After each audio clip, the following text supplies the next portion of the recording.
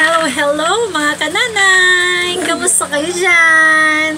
And we're back! Matagal-tagal din tayong hindi nag-video, ano?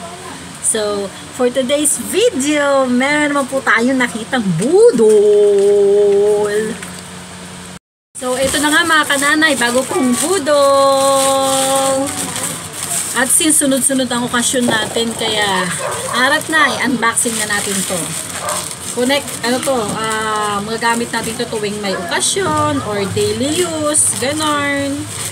Pero first time ko lang to i-order at gamitin, i-try muna natin. So, ayan nga. Sana isang So, titignan natin yung quality niya if kung maganda. At ayan nga, chinek ko nga siya kung saan siya pwedeng buksan. Kaya ito. Nasa ilalim yung buksanan niya.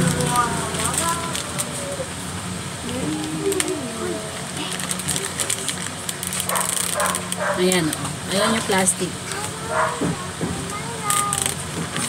So, ayun na nga, nabuksan na natin. I-test natin yung quality niya.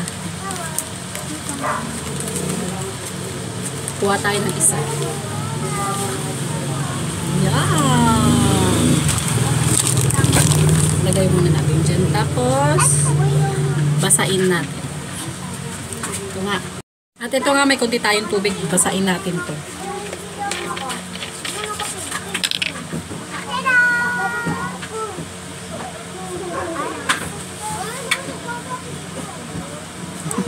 Patak lang, di ba?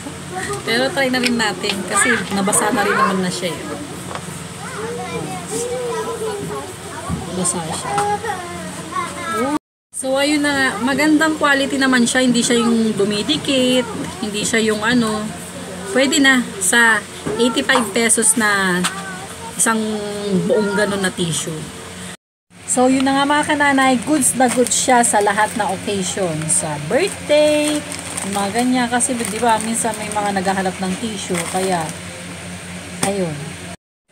Ilalagay ko sa comment section ang link. Kung nagustuhan mo ang video na to, please like, share, and subscribe. Bye-bye!